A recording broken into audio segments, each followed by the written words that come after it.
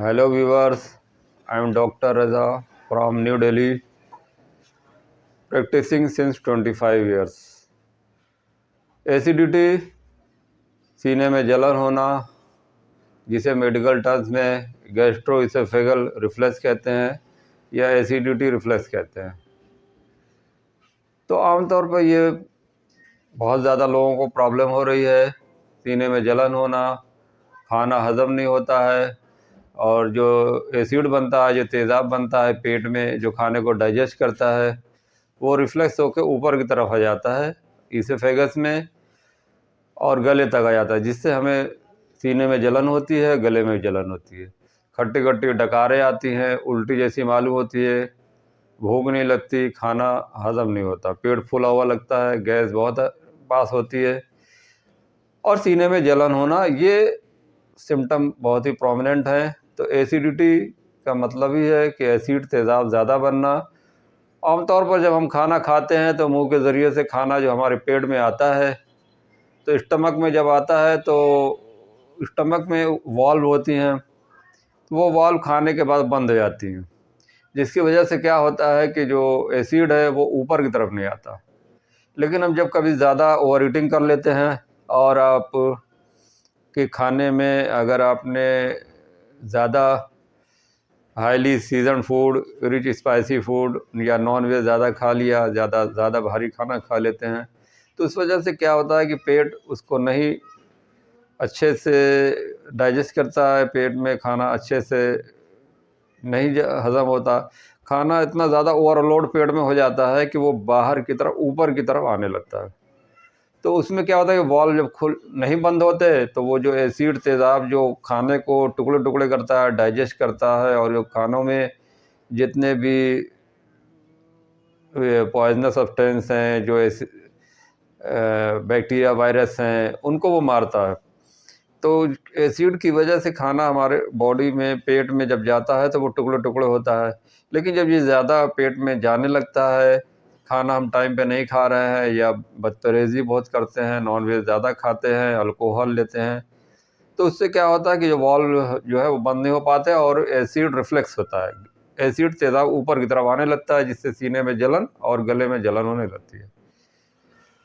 तो ये बहुत ही कॉमन प्रॉब्लम है, आजकल मॉडर्न लाइफ में बहुत ज़्यादा लोगों को हो रही है। तो इसका इलाज करने से पहले ज़रूरी है कि हम कुछ बातों को ज़रूर ध्यान दें, इसलिए कि इस बीमारी का दवा से बेहतर है कि कुछ बातों को आप इसको फॉलो करें और इस बीमारी को जड़ से ठीक करें। इसलिए कि बार बार एसिडिटी की गोली लेना,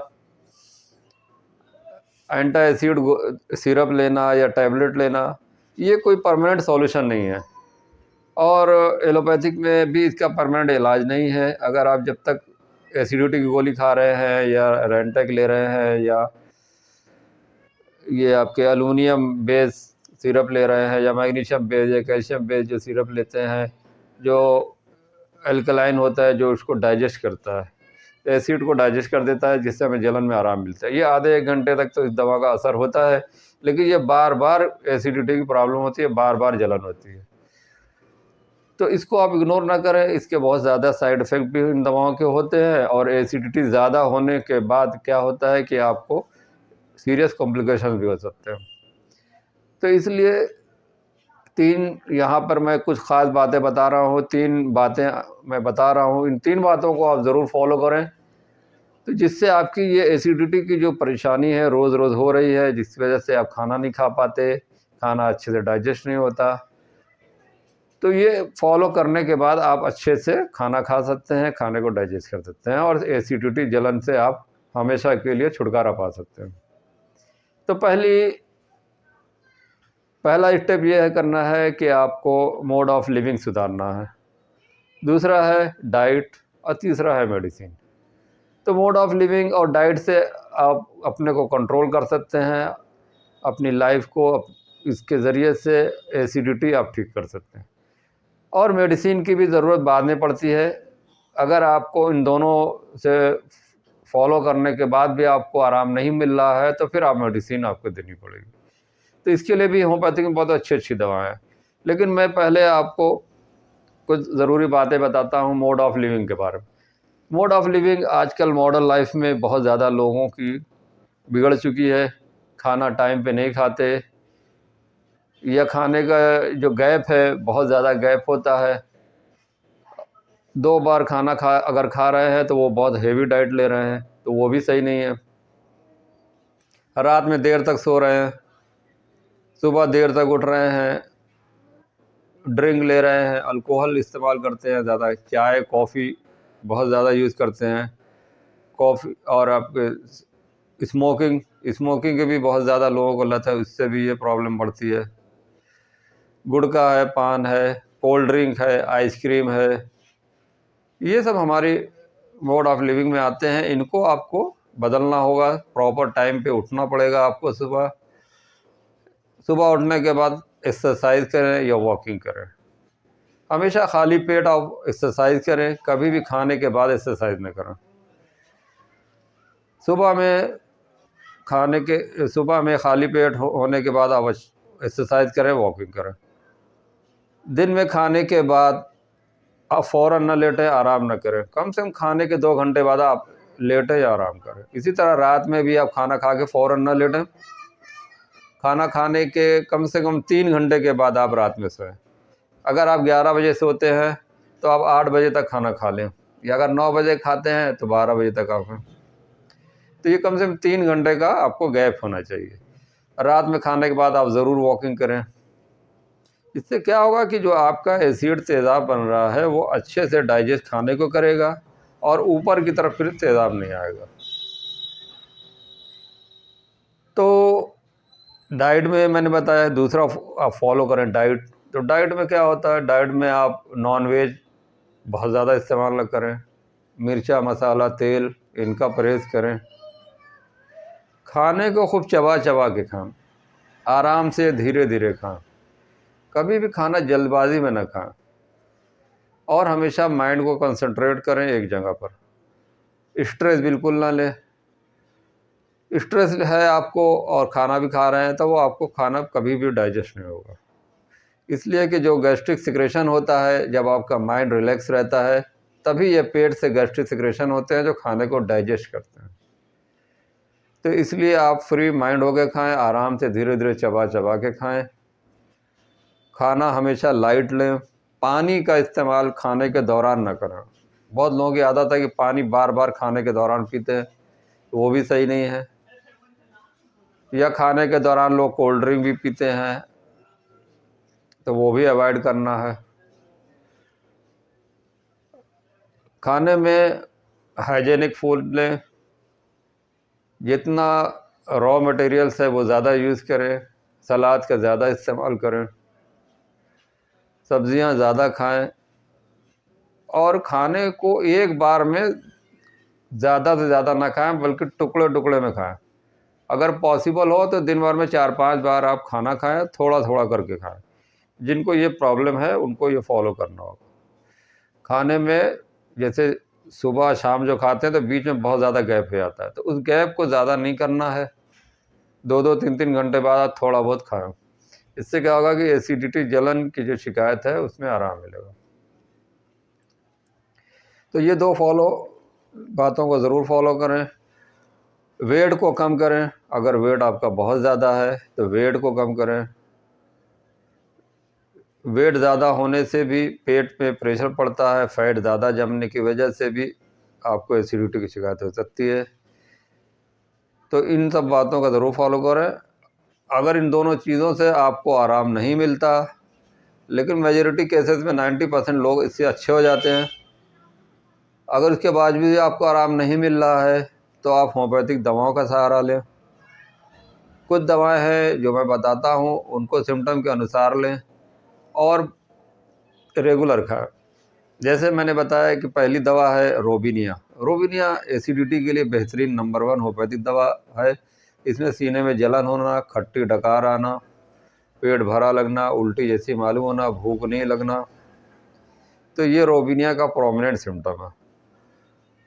तो रोबिनिया 6 पावर में 2-2 बूंद हर 10-10 मिनट पे 3-4 बार लें। अगर आपको बहुत ज़्यादा जलन है, खट्टी डकार आ रही है, मुंह का मज़ा बिगड़ा हुआ है, खट्टा खट्टा है, सीने में जलन है, तो रोबिनिया 6 2-2 बूंद मुंह में डायरेक्ट हर 10-10 मिनट पे 3-4 खुराक लेंगे तो आपको फ़ौरन आराम मिल जाएगा।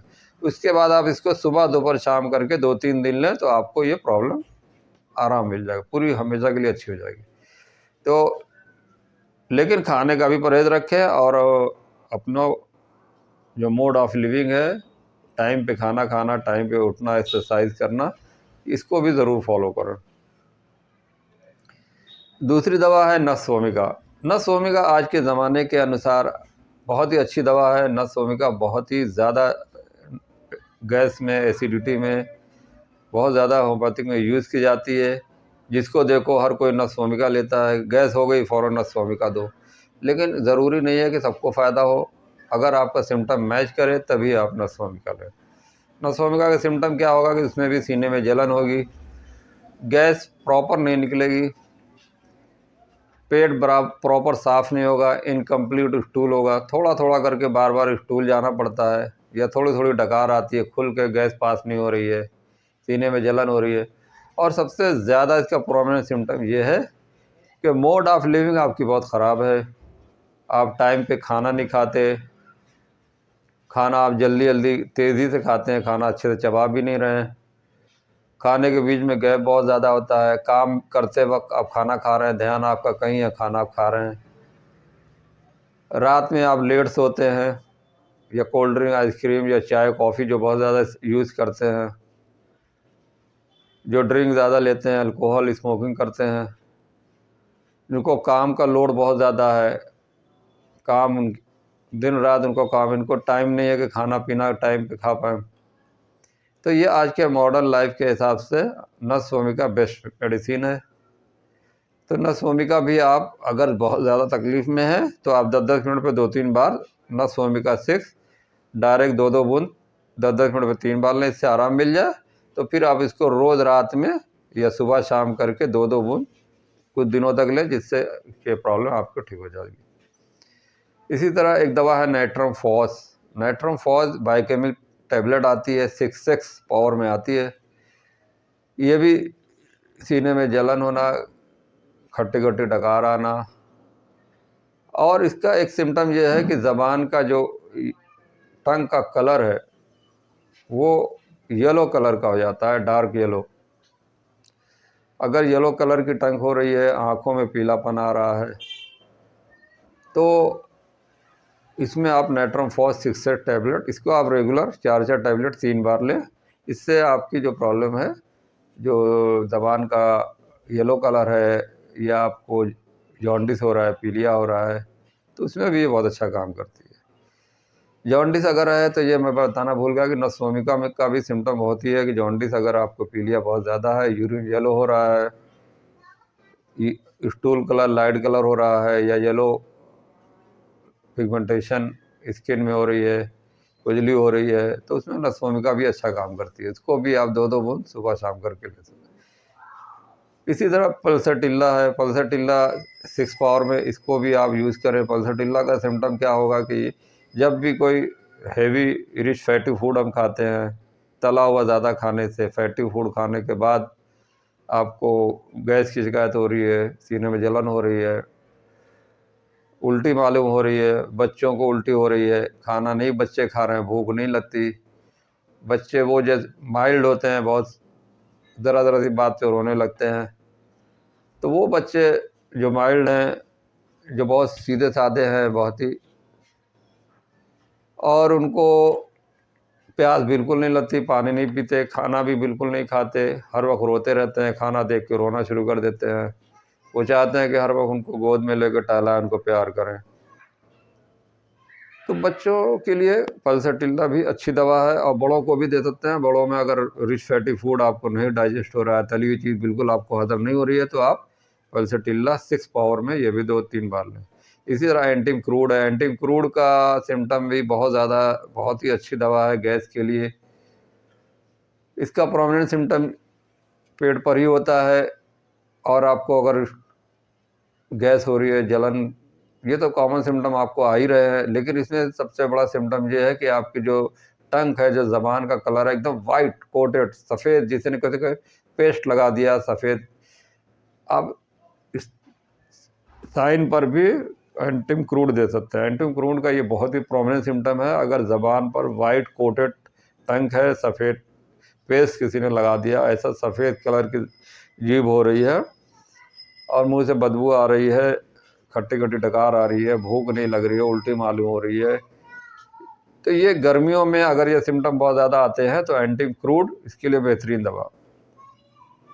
इसी तरह कार्बोवेज है, कार्बोवेज 6, ये भी बेहतरीन दवा है एसिडिटी के लिए। सीने में जलन होना, खट्टी खट्टी डकार आना या कड़वा मुंह का मज़ा हो जाना, भूख नहीं लगना, जलन होना, गर्मी, कार्बोवेज के पेशेंट को गर्मी बहुत लगती है, चाहता है कि हर वक्त उसको पंखा जला जा, पसीना बहुत आएगा, गर्मी आ गए परेशान हो जाएगा, पसीने में जलन, डकार होगी, आवाज़ के साथ उसको गैस पास करेगा, हो करके गैस निकलेगी, तो कार्बोवेज बेहतरीन दवा है।